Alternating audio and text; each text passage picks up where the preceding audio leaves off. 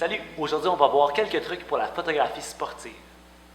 Premièrement, on va voir ce qu'on a besoin au niveau du matériel. Pour ce qui est du boîtier, compliquez-vous pas la vie, votre boîtier, c'est parfait. Juste savoir à quel ISO est-ce que vous êtes confortable avec. Pour ce qui est de l'objectif, ça se corse un peu.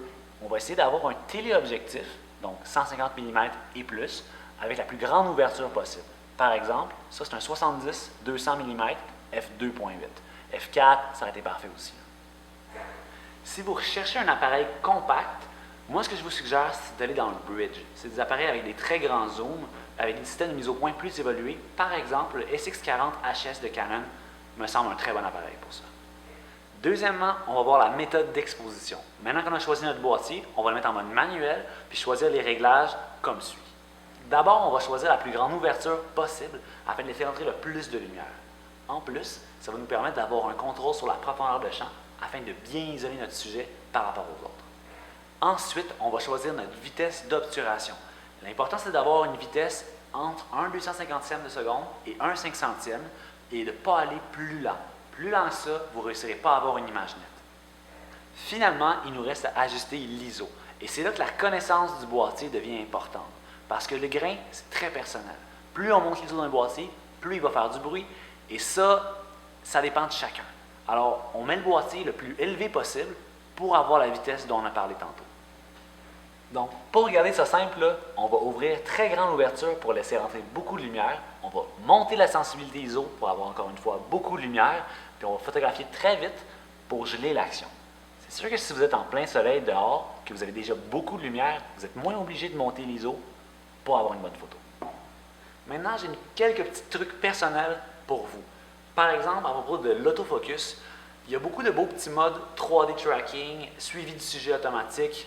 Moi, ce que je vous suggère, c'est peut-être de juste prendre un seul collimateur, le placer là où vous le voulez dans l'image, et ensuite de provoquer vous-même la mise au point en pesant à mi-course. Quand vous êtes prêt à prendre votre photo, déclenchez au complet.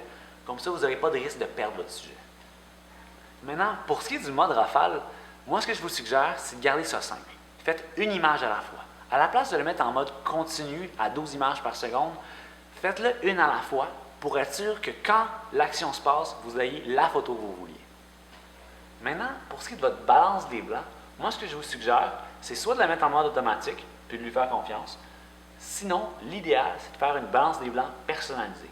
Je pense que Yves vous a expliqué comment faire lors de la photochronique numéro 8 sur la balance des blancs. Si vous hésitez entre deux objectifs, dont un qui est stabilisé et l'autre qui est plus lumineux, ce que je vous suggère, c'est d'aller avec la lumière. Pourquoi? Pour faire du sport, le stabilisateur d'image n'est vraiment pas nécessaire.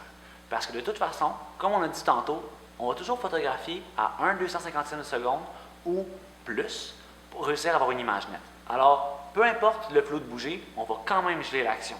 Donc, pas besoin de stabilisateur. Essayez d'aller chercher la plus grande ouverture possible. En conclusion, quand on fait de la photo sportive, il faut savoir bien se placer. Donc, selon le terrain, on va essayer de se mettre le plus bas possible. Parce que ce qu'on veut dans notre photo, dans le fond, c'est le visage. Si on se met trop haut, ce qu'on va avoir, c'est le dessus de la tête. Essayez de vous placer le plus bas possible, le plus proche possible pour faire des belles photos. Bonne journée à tous, à la prochaine.